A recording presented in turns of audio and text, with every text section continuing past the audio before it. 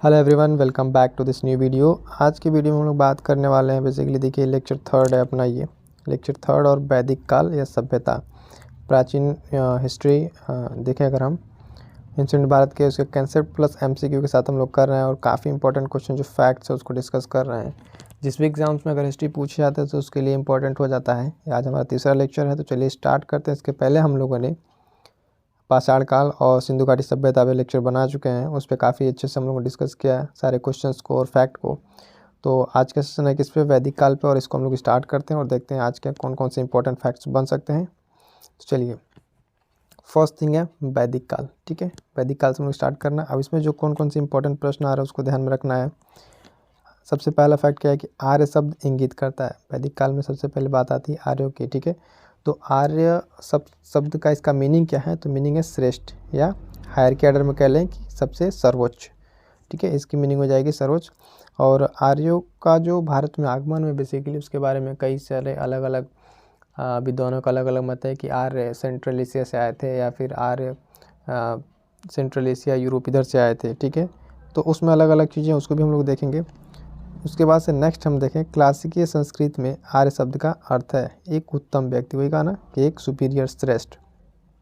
सबसे पुराना वेद कौन सा है, सबसे पुराना वेद कौन सा है, ऋग्वेद। ठीक है, ये क्वेश्चंस कई बार एग्जाम से पूछा हुआ है। सबसे पुराना वेद कौन सा, उसका नाम बताइए। त्रयी नाम है, त्रयी मतलब तीन वेदों के नाम। कौन से तीन वेद, ऋग्वेद, यजुर्वेद, सामवेद। इसमें अथर्ववेद का उल्लेख नहीं है क्योंकि उसको अनार्यों द्वारा उसको रचित वेद माना जाता है, जिसमें अगर हम कहें तो अथर्ववेद में जादू टोना ये सब चीज़ों के बारे में बात किया गया है। लेकिन त्रयी के अगर नाम पे बात की जाए, त्रयी। ठीक है, यानी तीन वेद कौन कौन, ऋग्वेद, यजुर्वेद, सामवेद, इसको याद रखेंगे त्रयी के नाम से। नेक्स्ट अगर हम देखें कि वह वैदिक ग्रंथ जिसमें वर्ण शब्द का सर्वप्रथम उल्लेख मिलता है, तो ऋग्वेद। ऋग्वेद में सबसे पहले वर्ण व्यवस्था की बात की गई थी। वर्ण व्यवस्था के संबंधित पुरुष सूक्त मूलतः पाया जाता है भी ऋग्वेद में, क्योंकि ऋग्वेद में सबसे पहले वर्ण व्यवस्था के बारे में बात की गई थी। तो फ्रेंड्स ये थे कुछ यहाँ के इंपॉर्टेंट। नेक्स्ट हम लोग देखते हैं, इसमें सुमेल मैच करना है किसके बारे में कौन सी चीज़ें हैं, यानी किस वेद में क्या है। तो ऋग्वेद में क्या है, स्रोत प्रार्थनाएं। ठीक है, स्रोत और क्या है, प्रार्थनाएं हैं ऋग्वेद में। यजुर्वेद में अगर हम बात करें तो देखेंगे स्रोत और कर्मकांडों के बारे में जानकारी दी गई है। सामवेद में संगीत यानी म्यूजिक के बारे में बात की गई है। अथर्ववेद में वही तंत्र मंत्र एवं वशीकरण, जो जादू टोना के बारे में अगर बात करते हैं। क्वेश्चन कई बार से एग्जाम से पूछे हुए, चाहे एसएससी के एग्जाम से या फिर स्टेट के, उसमें क्वेश्चन डायरेक्ट पूछा जाता है कि कौन से वेद को काला जादू का वेद कहा जाता है, तो है अथर्ववेद। इसमें यानी तंत्र मंत्र के बारे में भी डिस्क्रिप्शन है। तंत्र मंत्र के बारे में अगर आप देखें तो इतनी सारी चीज़ें हैं वेदों के बारे में। 4 पॉइंट क्लियर है, एकदम अच्छे से इसको देख लें कि यजुर्वेद में क्या है, सामवेद में क्या है, अथर्ववेद में क्या है। नेक्स्ट देखें तो नेक्स्ट क्या है कि ऋग्वेद, यजुर्वेद तथा अथर्ववेद, सामवेद। ठीक है, चारों वेद में से हुआ जिसमें जादुई माया और वशीकरण का वर्णन। देखिए वही क्वेश्चन आ गया, जादुई माया, वशीकरण, जादू टोना अथर्ववेद में। अथर्ववेद इसका राइट आंसर हो जाएगा। अथर्ववेद में क्या है, इसका उल्लेख है। ऋग्वेद में क्वेश्चन पूछ रहा है कि कितनी रचनाएं हैं, तो 10,512 रचनाएं हैं। ठीक है, मंडल, इसमें कितने मंडल है, 10 मंडल। इसमें भी आगे बात करेंगे कौन सा नया मंडल है, कौन सा पुराना मंडल है, किस मंडल में क्या कहा गया है, वो सब भी सारी इंपॉर्टेंट इन्फॉर्मेशन है। तब तक फिर देखते हैं हम लोग आगे चलते हैं। नेक्स्ट क्या है हमारे पास, आयुर्वेद अर्थात जीवन का विज्ञान। आयुर्वेद अर्थात जीवन का विज्ञान उल्लेख सर्वप्रथम मिलता है किसमें, अथर्ववेद में। आयुर्वेद का उल्लेख किसमें मिलेगा, सबसे पहले अथर्ववेद में। उसके बाद से कह रहा है कि ऋग्वैदिक धर्म था। ऋग्वैदिक कैसा धर्म था, तो एक बहुदेववादी। ठीक है, यानी बहुत देव को मानने वाला देव था, एक ईश्वरवादी नहीं था ऋग्वैदिक। ठीक है, नेक्स्ट देखें, सर्वाधिक ऋग्वैदिक सूक्त समर्पित हैं। जो सबसे ज़्यादा ऋग्वेद के सूक्त हैं वो किस देवता को समर्पित हैं, तो इंद्र देव को। इसमें अगर एक क्वेश्चन ये भी पूछता है कि सर्वाधिक बार ऋग्वेद में सबसे ज़्यादा किस देवता का नाम आया, तो इंद्र का नाम आया है, ये भी याद रखेंगे। ठीक है, देखिए अगला एक क्वेश्चन, ऋग्वेद में इंद्र के बाद सर्वाधिक संख्या में मंत्र संबंधित है अग्नि से। सबसे पहले बार किसका है, इंद्र का। क्वेश्चन याद रखेंगे, क्वेश्चन कई बार पूछा हुआ है कि ऋग्वेद में सबसे अधिक बार किस देवता का उल्लेख मिलता है, तो इंद्र का। और इंद्र के बाद अगर पूछे तो अग्नि का, दूसरे नंबर पर इंद्र के बाद अग्नि आते हैं। ऋग्वेद में युद्ध का देवता किसे समझा जाता था, तो इंद्र को ही युद्ध का देवता समझा जाता था। इतना याद रहेगा, युद्ध का देवता इंद्र को। पूर्व वैदिक आर्यों में सर्वाधिक लोकप्रिय, तो लोकप्रिय बेसिकली कौन रहेंगे? इंद्र, क्योंकि इंद्र की ही बात सबसे अधिक बार की गई है, तो इंद्र ही बेसिकली प्रिय होंगे। 800 ईस्वी से 600 ईसा पूर्व काल जुड़ा है, किस काल से जुड़ा है? ब्राह्मण युग से, इसको ब्राह्मण युग भी कहते हैं इस तरीके से। ये आज का हमारा इतना क्वेश्चन। उसके बाद से नेक्स्ट अगर हम फर्दर देखेंगे, फिर देखिए अब यहाँ पे बात कर रहे हैं कौन सा वेद कौन सा ब्राह्मण, यानी जो पर्टिकुलर वेद है उसको जो उच्चारण करने वाले को क्या कहते हैं, उस वेद को उच्चारण करने वाले को क्या कहते हैं? तो ऋग्वेद को उच्चारण करने वाले को कहते हैं ऐत्रेय, ठीक है, उसके ब्राह्मण कहते हैं ऐत्रेय। सामवेद में पंचविश कहते हैं उनको, अथर्ववेद में गोपथ और यजुर्वेद में सतपथ। ये चारों नाम याद रहेगा, काफ़ी इंपॉर्टेंट है, यहाँ से क्वेश्चन पूछा हुआ एकदम डायरेक्ट, ठीक है। ऋग्वेद, सामवेद, अथर्ववेद, यजुर्वेद, इन चारों का देख लीजिए एकदम डिटेल। कई बार मैच करने के लिए डायरेक्ट क्वेश्चन दे दिया हुआ है। स्टेट पीसीएस में भी दो एक क्वेश्चन पूछा हुआ है, चाहे बिहार पीसीएस या यूपी पीसीएस में भी क्वेश्चन पूछा हुआ है, तो इसको आप लोग अच्छे से ध्यान रखेंगे। वनडे एग्जाम्स में तो रिपीट होने के काफ़ी चांसेस हैं इसके। ऋग्वेद का वह मंडल जो पूर्णतः सोम को समर्पित है, सोम को समर्पित नौवां मंडल, याद रहेगा। नौवां मंडल बेसिकली किसको समर्पित है? तो समर्पित है सोम को। नेक्स्ट अगर हम देखें हम तो हाँ, सत्यमेव जयते, कितनी बार मोस्ट इंपॉर्टेंट क्वेश्चन, सत्यमेव जयते शब्द लिया गया है, किस उपनिषद से लिया गया सत्यमेव जयते?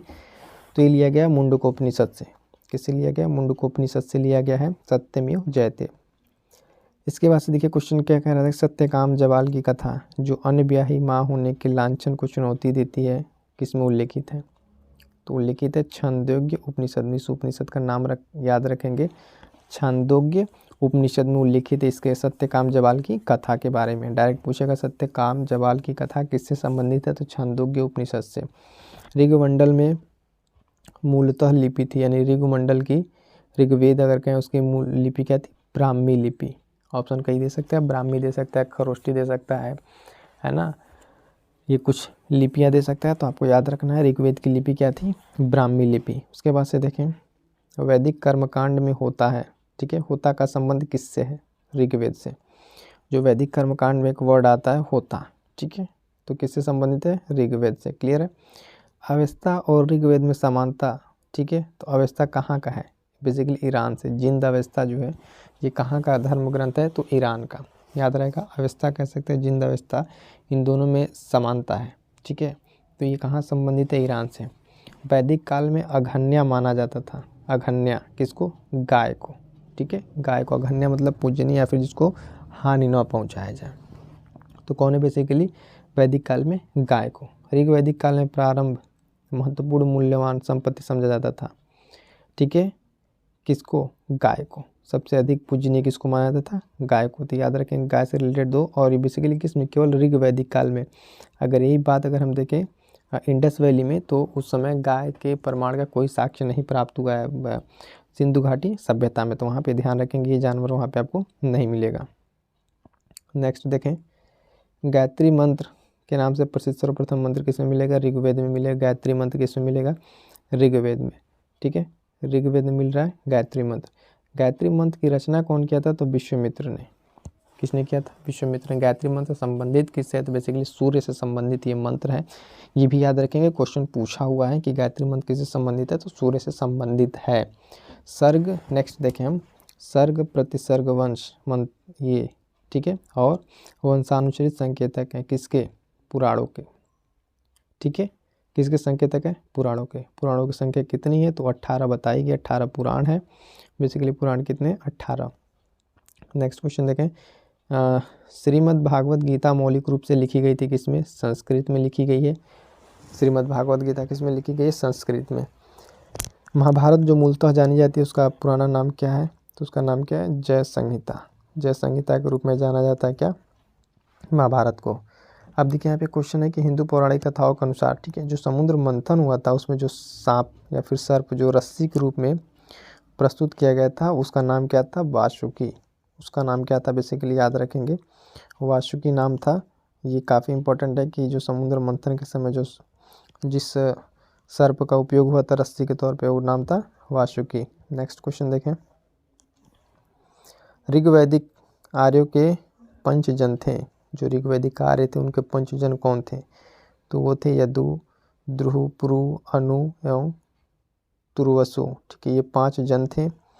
प्राचीन काल में आर्यों के जीविकोपार्जन का मुख्य आधार क्या था? शिकार था। प्राचीन काल की बात कर रहा, देखिए ध्यान दीजिएगा, प्राचीन काल में आर्यों के वो जीवन का जो आधार था क्या था? शिकार था। उसके बाद से अगर हम देखें नेक्स्ट, ऋग्वेद में उल्लेखित यव शब्द जिस कृषि उत्पाद हेतु प्रयुक्त किया था तो वह है जौ। ये जौ ही है जो सर्वप्रथम सबसे पहले इसका साक्ष्य मिलता है, या फिर पहले प्रमाण मिलता है इंडस वैली काल में भी।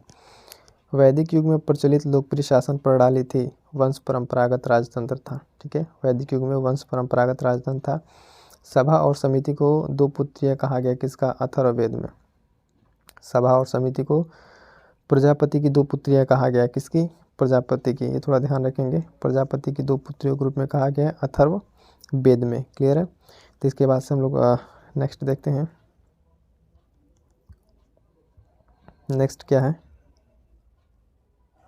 हाँ, गोत्र प्रथा की स्थापना हुई थी उत्तर वैदिक काल में। पूर्व वैदिक काल में ऐसा कुछ नहीं था, उत्तर वैदिक काल में आकर गोत्र की स्थापना होती है, वहाँ पर इस तरह की चीज़ें सामने आती हैं। पूर्व वैदिक आर्यों का धर्म प्रमुखता क्या था? प्रकृति पूजा और यज्ञ। जो पूर्व वैदिक थे उनका धर्म में मुख्यतः क्या था? उनकी विशेषता अगर देखें तो प्रकृति पूजा और यज्ञ था। ऋग्वैदिक काल में जनता मुख्यतः विश्वास करती थी बलि और कर्मकांड में। बलि और कर्मकांड में आता था ऋग्वैदिक काल में इस तरह की चीज़ों का प्रकोप बढ़ने लगा। ऋग्वेद में उल्लिखित प्रसिद्ध 10 दशाओं का युद्ध लड़ा गया था परुष्णी नदी के किनारे लड़ा गया था। किस नदी किनारे? परुष्णी नदी के किनारे। आप बताएंगे परुष्णी नदी का वर्तमान नाम क्या है, इसको आप जरूर लोग बताइएगा। सिंधु सरस्वती वितस्ता यमुना में से कौन सी नदी किनारे? ठीक है, नवीनतम रूप में ऋग्वेद में इसका नया नाम दिया गया देवी माता, नदी माता। तो इसको बेसिकली सरस्वती के बारे में सब बातें कही जा रही हैं, इसको आप लोग थोड़ा ध्यान से देख लेंगे।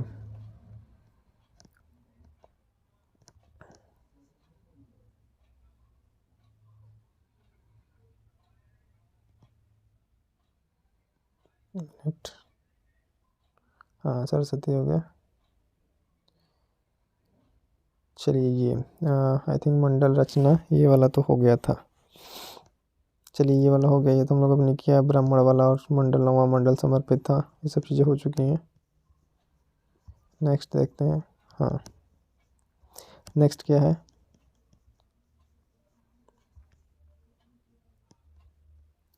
नेक्स्ट देखिए, यज्ञ संबंधी विधि विधानों का पता चलता है किससे? यजुर्वेद से। यजुर्वेद से किसका पता चलता है? यज्ञ संबंधी विधि विधानों का पता चलता है यजुर्वेद से। इन चारों वेदों में जिसका संकलन ऋग्वेद पर आधारित है वो है सामवेद।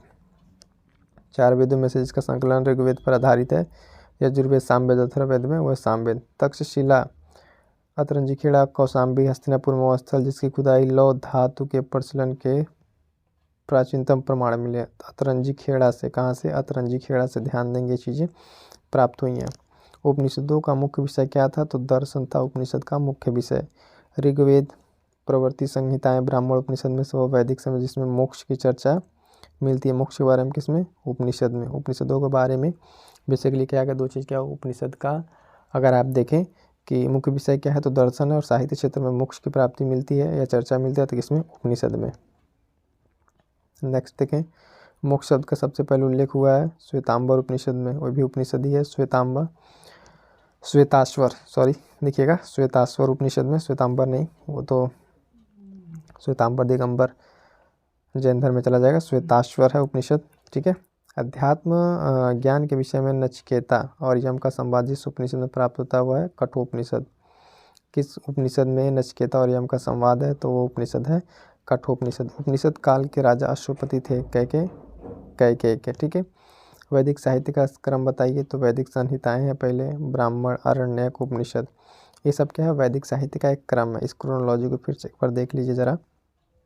क्रोनोलॉजी क्या है? वैदिक संहिताएं, ब्राह्मण, आरण्यक और उपनिषद। आरंभिक वैदिक साहित्य में सर्वाधिक वर्णित नदी है सिंधु नदी। सबसे पहले किस नदी के बारे में सबसे ज़्यादा बात की गई? तो सिंधु नदी के बारे में। नेक्स्ट अगर देखें, वैदिक नदी अस्किनी की पहचान की जाती है चेनाब नदी से। ठीक है, चेनाब नदी से की जाती है।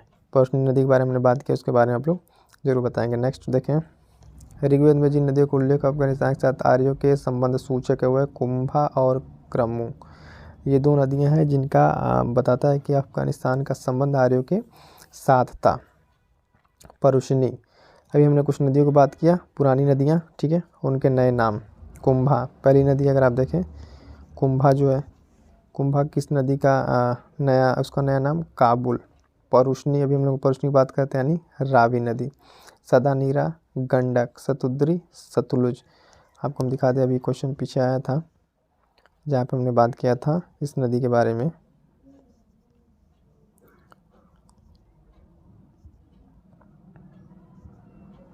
यजुर्वेद, चनाब और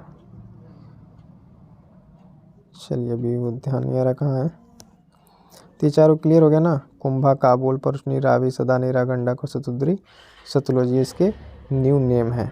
नहीं क्लियर रहेगा।